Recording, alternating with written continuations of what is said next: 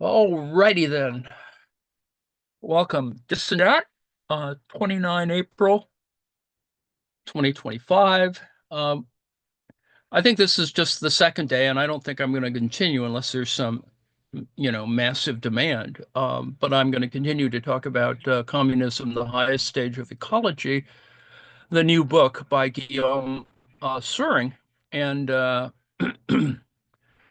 or Suing, and it's published by Iskra Books, and I'm hoping that we can get Henry Hekamaki to come and, because he's a biologist, to come talk to us a little bit more about the technical areas of the book. It doesn't have that many, but it does introduce a certain kind of, one might call it a revisionist discourse. I don't think it is, but it purely is, but it clearly has an element of that in terms of talking, for example, about the epigenetic. So I claim no expertise in that area, and I would love to hear Henry's discussion of it. And so, in that spirit, I'm hoping to invite him on, or at least have a little conversation with him that we might include in our little archive. Today, I included a little fragment from the Wikipedia section on eco-socialism. Um, and social ecology is actually kind of important, and it notes, of course, in this little fragment, John Bellamy Foster and Paul Burkett. And you can read that at your leisure. As I said, Guillaume Suing, Communism, the Highest Stage of Ecology, translated by Henry Hekamaki and Salvatore Angel di Moro, um, just came out only a couple days ago. And free copies are available in PDF on the publisher website. So I hope you'll look at that. This is a graph from the text, Figure 12, global temperature variations over the 20th century. And you can see that if we're going to talk about global warming, empirically, it's there. It's not that it's not there. And if you think of it as simply a hemispheric difference, you can see that it has an amusing midpoint pretty high up there, and you can see how that is described. So what I'm going to do today is read the last portion of a chapter and the conclusion. And if there's time left over, a a little fragment from Appendix 3 on how are scientific theories formed, which is, I know that sounds a little dry, but it is actually the most important front end of reading such texts, because they do represent a challenge to existing methodological positions in science. And if you've listened to me earlier, because I've talked about Paul Feyerabend and others, there are issues. Dialectics of nature, yesterday and today. However, evolutionary ecology, the new name for population genetics, is still taught at university on the old foundations of neo-Darwinism, and this is relatively normal. Teaching always lags behind fundamental research, even and perhaps especially during scientific revolutions. To understand the evolution of populations in a given environment, and therefore that of potentially disturbed agrosystems, this evolutionary ecology today puts forward four fundamental forces supposed to explain the evolution of species itself on a large scale: mutations, natural selection, genetic drift, and migrations.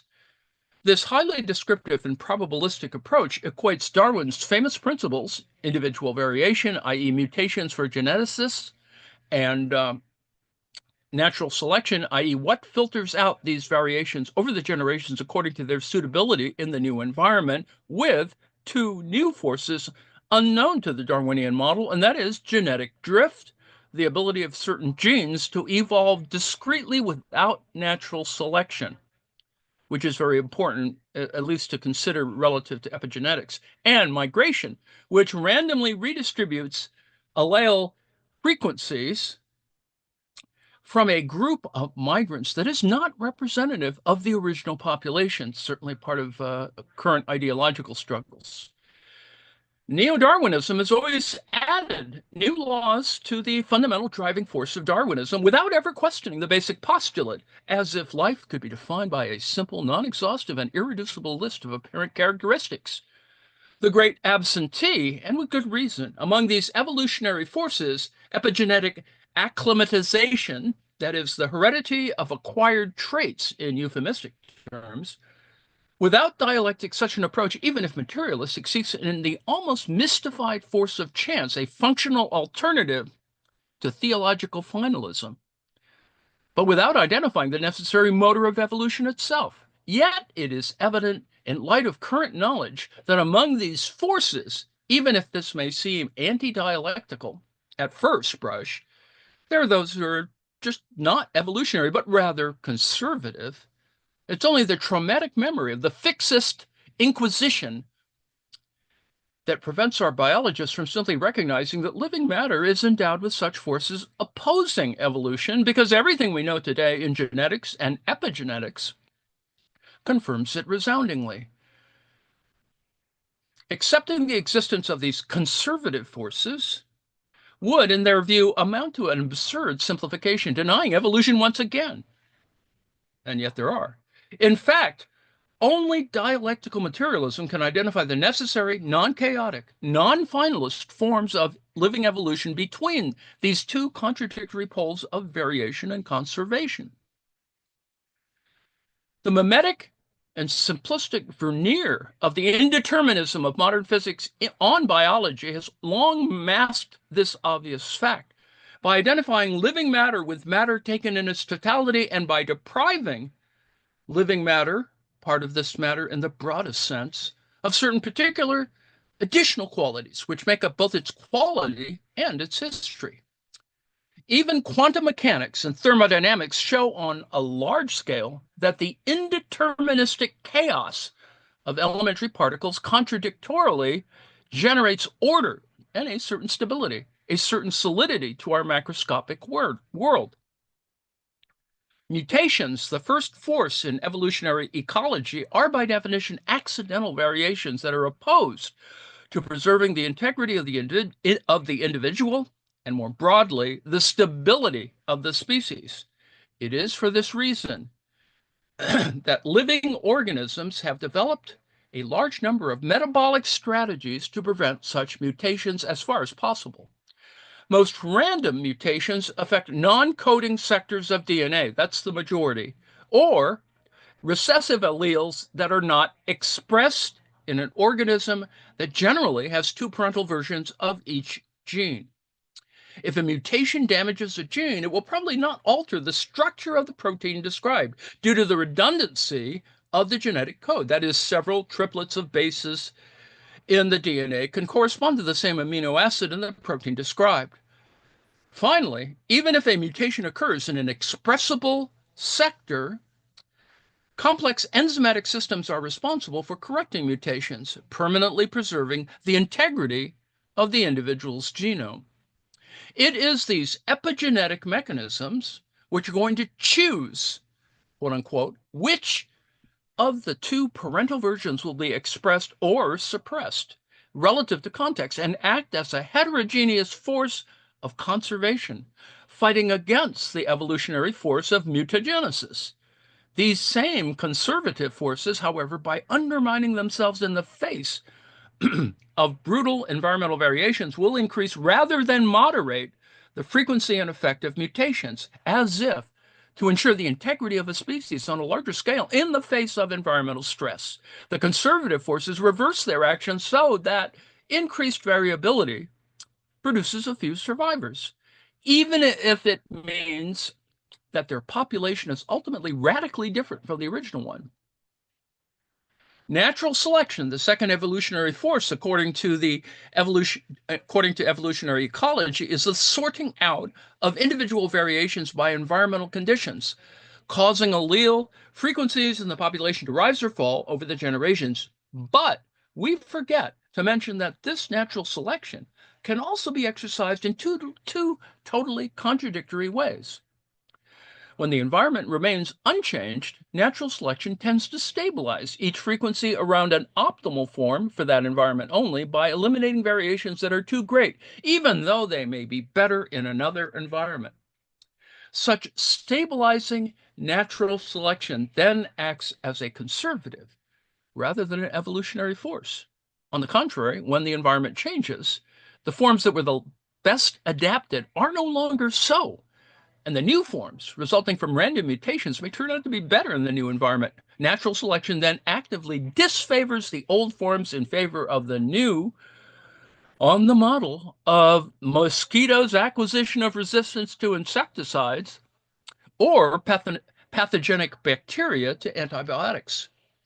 All the biological mechanisms at the origin of a population's polymorphism over the generations, in particular that which produces an infinite number of genetic varieties recombined in the reproductive cells by meiosis, are in fact a kind of force incorporating variability the better to accentuate it if necessary in the event of environmental stress while preserving the species' chromosomic formula, that is, preserving the general pattern of the species beyond the particular individual forms.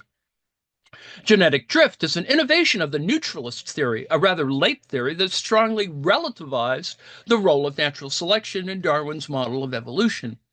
It stated that most genetic variations occur separately, without any impact on the individual's characteristic, until they eventually acquire a new function. Once again, this is the dynamic contradiction between the conservative aspect of a force, the differentiation of genetic evolutions versus the environment, and its evolutionary aspect, the potential for abrupt change, a qualitative leap.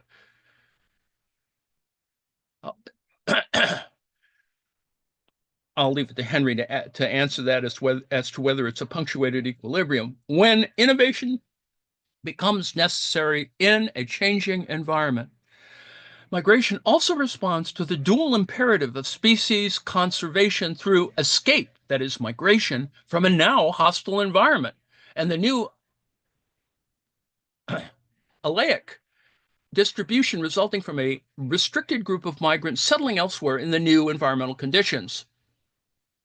The statistical premium placed on now minority innovations, that is, a restricted group of migrants, will accelerate the evolutionary process. But we mustn't forget, at the same time that migrations are most often alleic exchanges between populations of the same or closely related species, and that during sudden environmental variation, species barriers, which normally prevent individuals of different species from being interfertile, can be lifted to a certain extent in order to accumulate potentially advantageous innovations from a population.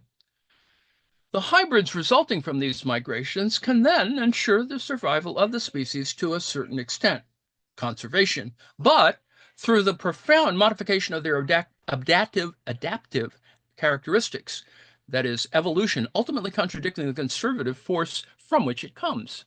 In addition to these four evolutionary forces, evolutionary ecology also forgets, as we've already said, and not without psychoanalytic explanation, the force that can modify the epigenome of individuals in a population that has experienced profound environmental stress.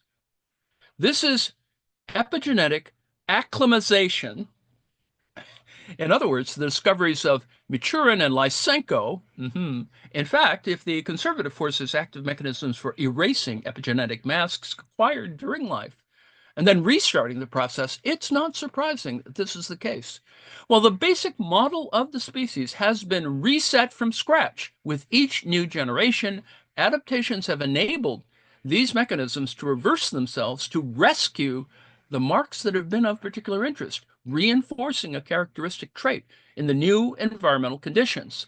The conservative force, which normally erases the acquired to preserve the species as it is, can become a new evolutionary force, not immediately passing through the genes to modify the characteristics of the population more rapidly than by chance alone.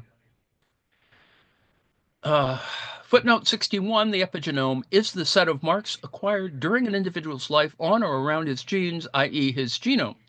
This epigenome is transmitted hereditarily and reversibly, unlike mutations in the genome itself.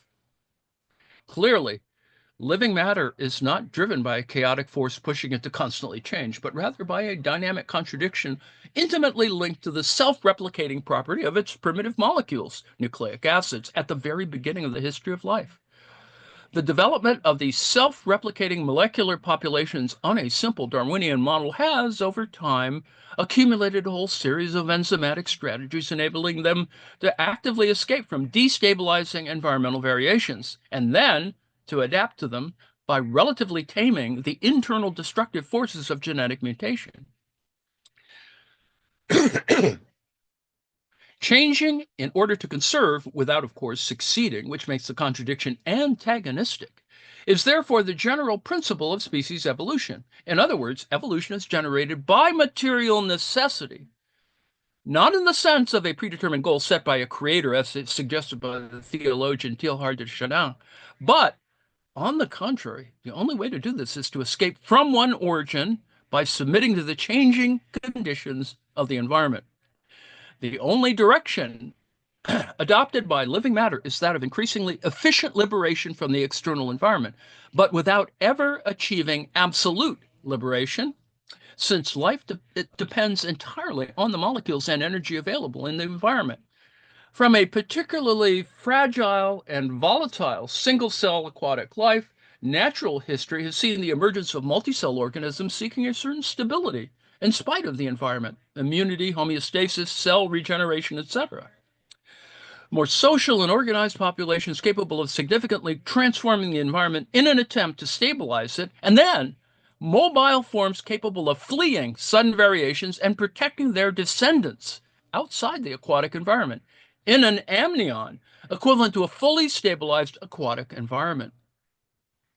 We can't understand the relative ease with which life has colonized all terrestrial environments, increasingly escaping natural hazards without ever being able to do so completely.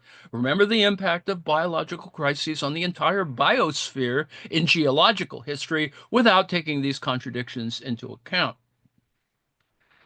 Conversely, we can also understand the extraordinary ability of certain species to remain apparently unchanged over millions of years when the colonized environment is sufficiently stable, as in the case of the coleoth, the living fossil that inhabits the most remote abysses, despite the famous forces of evolutionary ecology. But such contradictions can only be formulated with reference to dialectical materialism, which is still largely a philosophical taboo in today's world. How then can we fail to see in the antagonism postulated between political ecology and communism an origin that is at least as ideological as it is historical? Ecology symmetrically refers to a biological science that is playing an increasingly decisive role in the new geostrategic stakes of the century, both for capitalism and for the oppressed classes themselves who are called upon to overthrow it, and to a political movement of the quote unquote anti-communist left, i.e., social democratic in an updated form.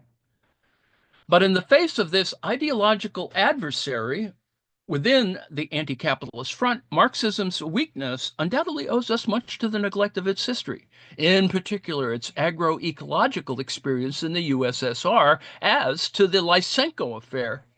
Ecology has undoubtedly been the site of ideological political confrontations of all stripes in recent decades: liberal, theological, utopian socialist, fascistoid, except Marxism. Even though the latter was undoubtedly best placed to unravel the deepest theoretical contradictions, and our dialectical definition of life, which enables us to advance on both the front of materialism against the fixist and creationist inquisition, and on the front of overcoming the sterile contradiction between Darwinian evolutionism and genetic idealism, is a necessary and sufficient demonstration of this. Epigenetics is the practical key, while dialectical materialism is the theoretical catalyst. In the wake of the Lysenko affair, a historical hiatus has seen the Maturnian proto-epigenesis, on the one hand, unable to evolve without the fundamentals of Mendelo-Morganism to be overcome, not denied, and geneticists, on the other, unable to understand the monument of complexity and stability, relative, of course, that is living organisms, on the basis of a theory that predicts evolutionary forces alone, without any dialectical counter movement. For decades, this stumbling block has repeatedly pushed back the deadline for a more general understanding of epigenetics, not as a supplement to ever more inaccessible and disarming complexity, but as the logical development of living organisms' capacity for self-preservation through a relative, albeit limited, heredity of the acquired under conditions of environmental stress, the ultimate strategy of a matter incorporating strategies of liberation from the environment through internal counter tendencies. In short, one could return to Frederick Engels' famous Dialectics of Nature at the end of the 19th century, which described the nature in which we have appeared and in which we ourselves have evolved, of which we are objectively a part. This work, which appeared around the Darwinism of the time, featured a particularly prophetic and consequential materialist approach. We should have a new work, this time a collective one, translating into dialectical terms the now exposed fundamental contradictions of heredity and evolution, the two forces that determine the potentialities of a nature to which we owe everything in the final analysis. This would assure our present, and perhaps above all, our common future. Conclusion: progressive degrowthers and productivist communists. The apparent political opposition between communists and environmentalists stems from a historical misunderstanding, a programmed amnesia skillfully nurtured by the dominant ideology. Eco-socialism is not up to the task of remedying the situation, since this eclectic theory stems above all from a void left by recent Marxist theorists on the question of the environment, and not from a genuine synthesis overcoming the contradiction which persists today more than ever. On the contrary, it's up to Marxism and its associated materialism to find the conceptual resources as was once proposed for other struggles. Feminism, anti-racism, the struggle for peace, and national sovereignty. In reality, environmental activists are alerting public opinion to impending cataclysms in the belief that scientific demonstration alone will suffice to raise widespread awareness. By relying solely on the power of conviction, on propaganda alone, they deny the fundamental opposition of the ruling class, which has no interest whatsoever in helping them, except, no doubt, in blocking the development of potential powers in the Southern Hemisphere. And the obligation to get out of our mode of production in order to trigger a genuine, sustainable, and far-reaching ecological policy. The first denial allows the bourgeoisie to seize some of their theoretical weapons to wage the struggle in their own interests, light years away from the real environmental issues at stake. The second invites environmentalists to fall into a sort of reformism, i.e., in the belief that we can make gradual progress towards these national and global objectives without calling the system into question, rejecting any revolutionary option in favor of the old utopias of the quote-unquote far left. Armed with modern scientific knowledge, have environmentalists not realized that proof of imminent planetary crisis has no effect on the general political orientations of our governments? Do they not notice that for over a century, armed with scientific analyses of Marxist political economy, communists have been announcing the global explosion of a systemic crisis without anyone at the top of the capitalist house of cards ever seeing the increasingly frequent stock market tsunamis coming? Whether we're serious environmentalists or communists, we're not millenarians. We won't wait for an imminent day of judgment by withdrawing into small sectarian self-confident communities as mystical reactionaries and some green-gray survivalists. On the contrary, we expose for the people the scientific material causes that determine our indissolubly linked social and environmental living conditions.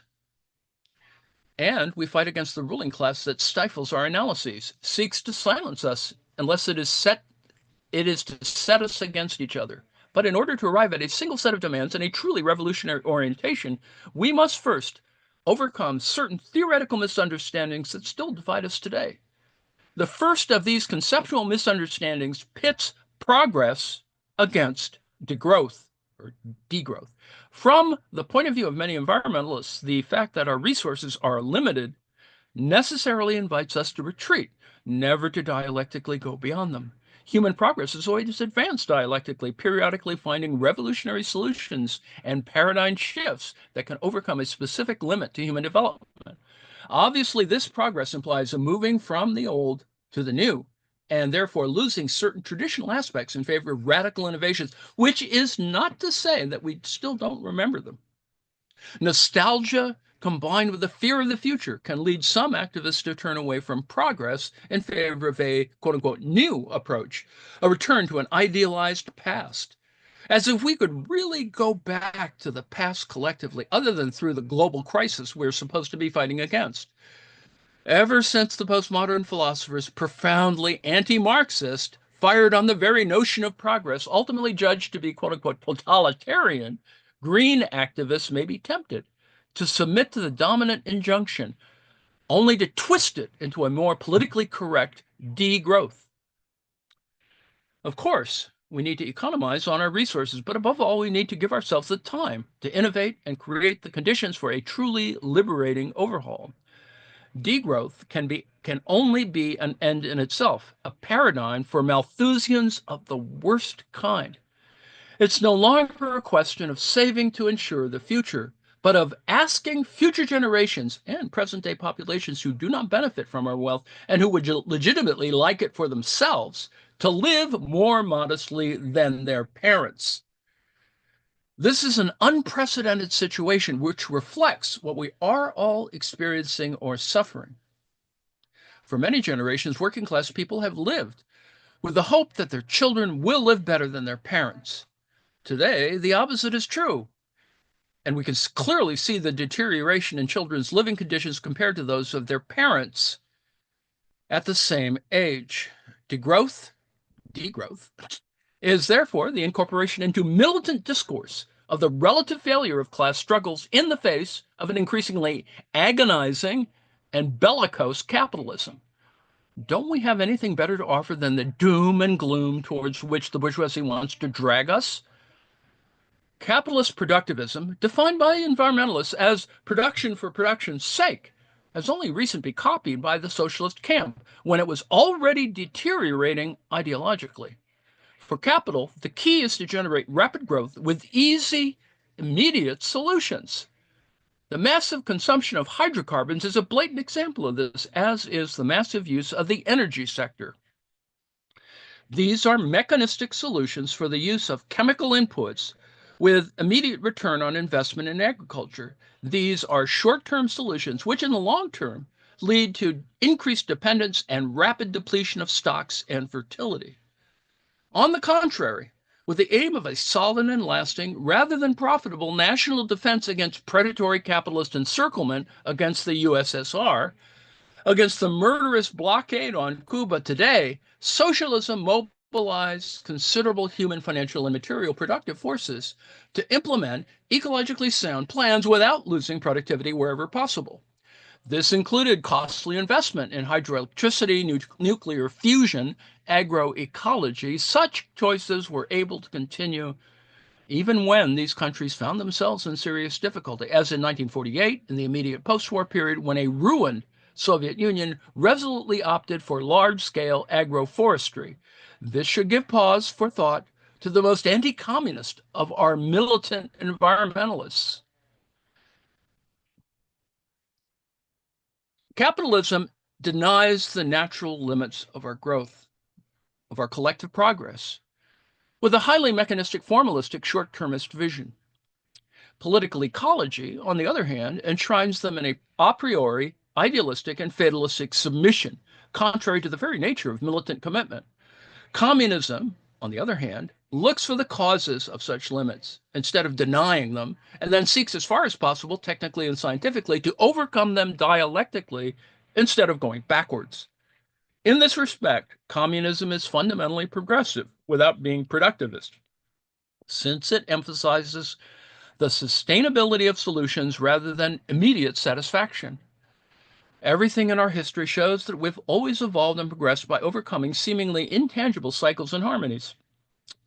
because nature itself doesn't evolve otherwise. The second misunderstanding pits social progress against technical progress. For the generations that lived through the late hours of the Cold War, the American dream was one of flamboyant, unlimited, conquering, ostentatious technical progress.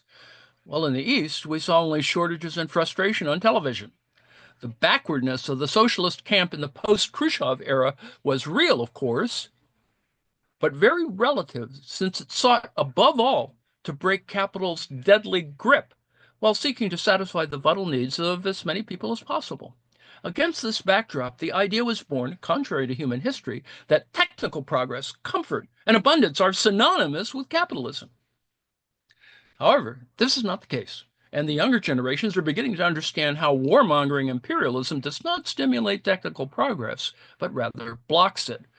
The parenthesis of the East-West confrontation, during which it was necessary to demonstrate to the people through a relative redistribution of wealth extorted from the neo-colonies that the best model was that of the bosses, closed long ago. The wealth of the capitalist system is, above all, wasted, lost in the deep pockets of big business and financial tycoons.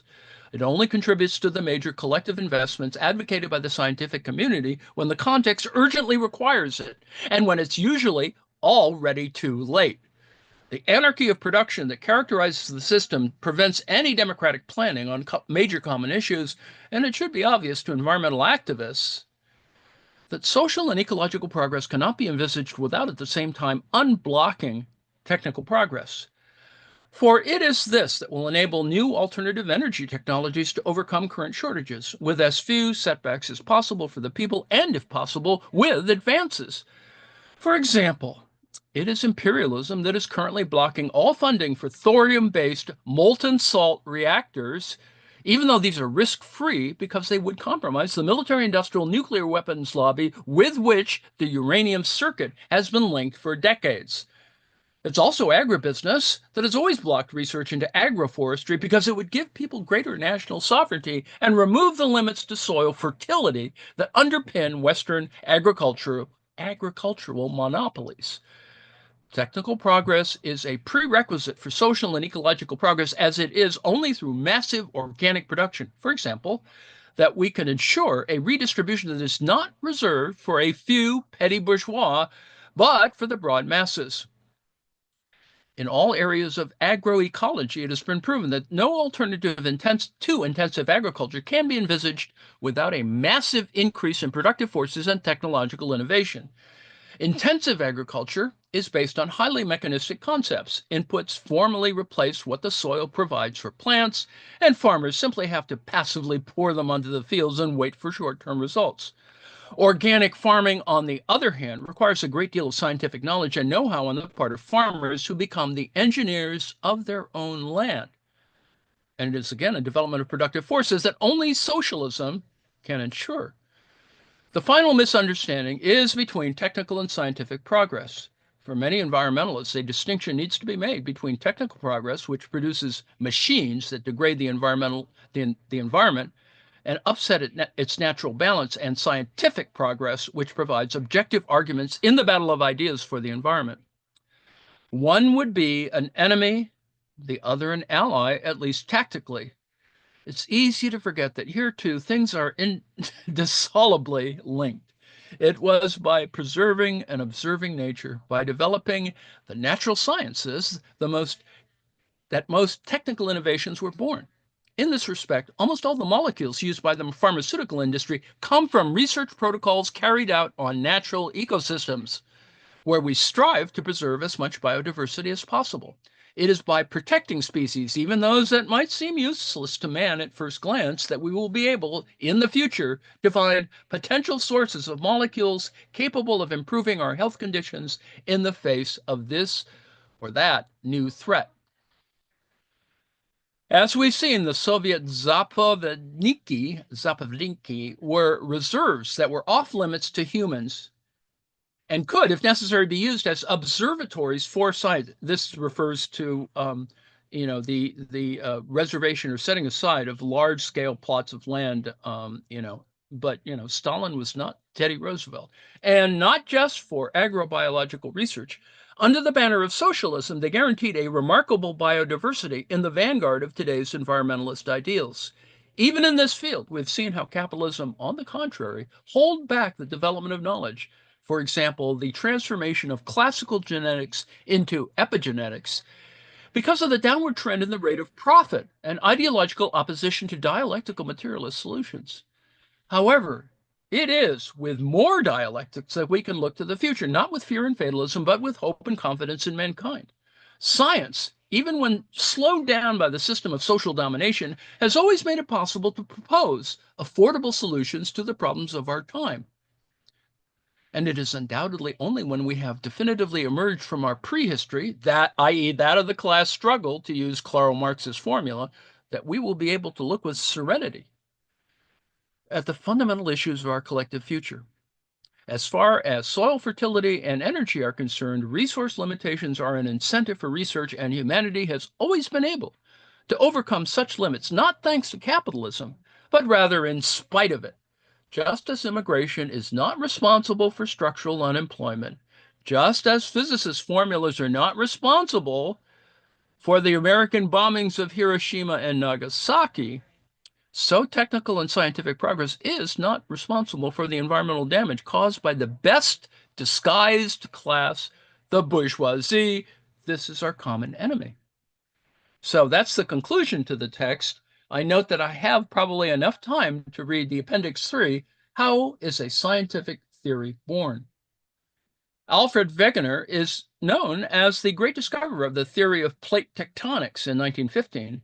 His magisterial demonstration of the ancient connection between continents currently separated from each other by oceans brought him into violent conflict with the geological community, which had spent centuries interpreting the Earth's history in terms of strictly vertical movements. For the latter, Wegener's Pangaea was explained, that is, the idea that there was a one big continent, was explained not by horizontal displacements deemed impossible, but by the collapse of continental bridges that had given way to the oceans. The hypothesis of this apprentice geologist, a climatologist by training, and therefore an illegitimate amateur, according to which the lunar attraction would displace billions of megatons of rock laterally, was considered totally far-fetched. Obviously, they were right. That hypothesis could not stand up, and the then incongruous phrase continental drift was attacked, ridiculed, and then forgotten by the fixist geologists, and rightly so. The vertical movements they'd been studying with precision for decades were indeed at the origin of most regional geographical formation, that is, elevation of mountains, subsidence of sedimentary basins, etc. What they didn't imagine, beyond this still unquestioned local knowledge, was that vertical movements are themselves overdetermined by horizontal movements of compression, collision, or extension between tectonic plates. In the 1960s, after half a century of scientific controversy, continental drift became a solid, central, omnipotent theory in geology. Plate tectonics, paleomagnetism, seismic tomography, geochemistry of magmatic rocks, radiochronology, volcanology, all recent technical and theoretical advances that enabled Wegener to win a posthumous victory over his opponents. A change of discipline, a change of ideological stakes. If Wegener, the Sunday geologist, was right against almost all of the academic mandarins of the time, the same could not be said for the barefoot agronomist Lysenko, over the modest horticulturist Maturin against the great doctors of genetics of the time. But the latter had a short memory. Didn't all their knowledge of formal genetics come from a pea-loving Slovak monk named Gregor Mendel, totally unknown to the great European professorships? Yet there isn't a serious scientific article in genetics today that doesn't mention epigenetic heritability. Epigenetic heritability is becoming the new paradigm of biology for the new century, surpassing, without denying to a certain extent, the idealistic genetics of the last century. And one could say, without risking too much, that the transmissible epigenetic acclimatization of today's scholars is equivalent to Lysenko's concepts of fragmented heredity, inheritance of habit-acquired traits, in contrast to classical idealist genetics.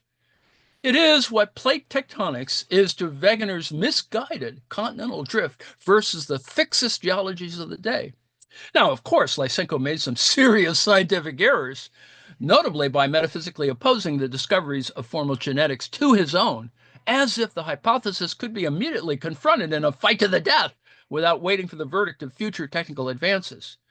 The course of the history of science, with its indefinite ramifications and unanticipated twists and turns, is undoubtedly even more complex than that of the class struggle and the social history of mankind.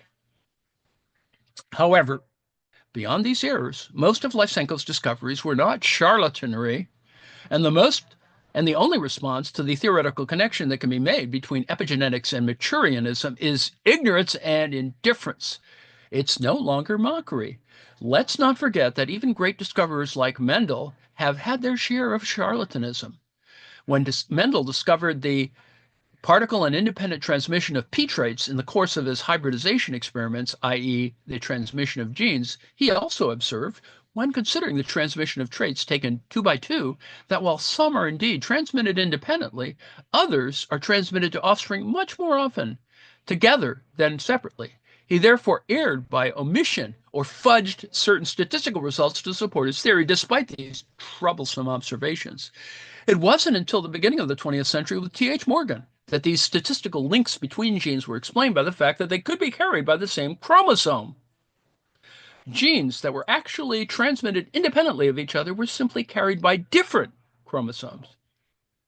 Broadly speaking, one could better describe the tumults in the history of science, the great paradigmatic shifts, and major scientific revolutions by applying more dialectical analysis. Quantum mechanics, which today embraces everything from particle physics to astronomy, is the negation on another scale, the dialectical extension of Newton's classical mechanics, while the latter remains operative on our scale of perception. Plate tectonics explains every geological formation, whether planetary or regional in the final analysis, not by replacing decades of studies by the fixus, their isostases or their subsidences, but by overdetermining these vertical movements with large-scale horizontal convection movements. Complex numbers go beyond rational numbers, while the evolutionism of Lamarck, Saint-Hilaire, and Darwin still has not invalidated the discoveries of the eminent fixist George Cuvier, founder of comparative anatomy, on the law of correlation of organs. It is in this sense that the epigenetic extensions of modern genetics can be seen as a kind of pirouette in the history of science, giving the descendants of Mendel and Morgan the theoretical resources to overturn all the idealistic dogmas that had hitherto held them in the neo-Darwinian paradigm, and the general swirl of Soviet innovations, and without ultimately needing them to redevelop. Science undoubtedly needs these two kinds of heroes, forever irreconcilable yet inseparable. Those who, with outside a single academic mindset, shake up certainties and disturb careers, however whimsical, approximate, in the minority and in the margins, but also those from within the new paradigm in the process of consolidation, those who discreetly build, confirm, and develop earlier historical innovations. On the one hand, there are the clumsy and hasty innovators, the radicals capable of doing anything to impose their new ideas. On the other, there are the shadow workers, the stubborn laboratory technicians who spend their lives confirming the dominant paradigm or countering, until it's impossible, the attacks of sinister innovators and charlatans alike. So that's the appendix 3. We're almost at the end. Let me point out that I added an eco-socialist fragment here for those who had forgotten what it's about. That is, I do think that this is in the sort of red-green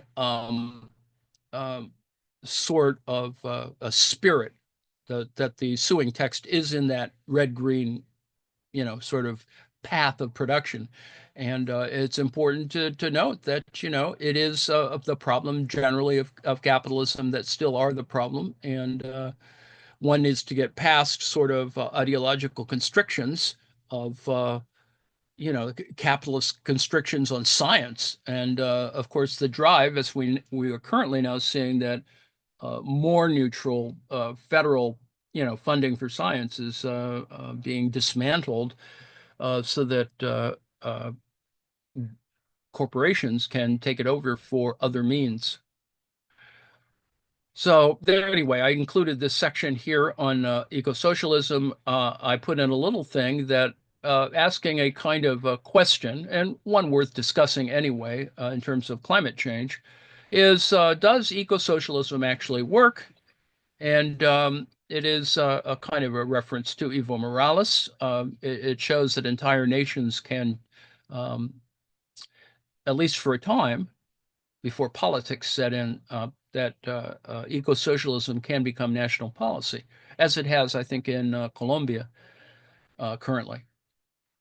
And then I added a video on generally what ecological economics might be to sort of uh, disabuse you of any particular positions on ideological constraints so that it's perfectly reputable for those with social democratic tendencies or whatever. So anyway, I've gotten almost to the end of my time. Let me thank you for your attention. Let me see if there's anything in the chat to um, argue about. Certainly, Bellamy Foster. Um, yes, yes, we are banning evolution, or we're teaching it in parallel. Let's put it that way, or that it's an option. I'm quite amused when you see that um, you know. Of the objection to dissection in biology class is not driven, it's driven by, I don't know, some weird position on, that it is necessary to study things often by taking them apart. It is clearly also a problem when one thinks of the kind of attitude towards other matters under capitalism. Maybe the problem with teaching evolution is that people can't really see it work within their lifetime. Indeed. But you can teach the idea of evolution through the looks and traits of Republican politicians. Indeed. Um, yes, there are those platypuses who opine on Fox News. Anyway, that being said, let me thank you for your attention, uh, and I will shut off the live stream, stop the share.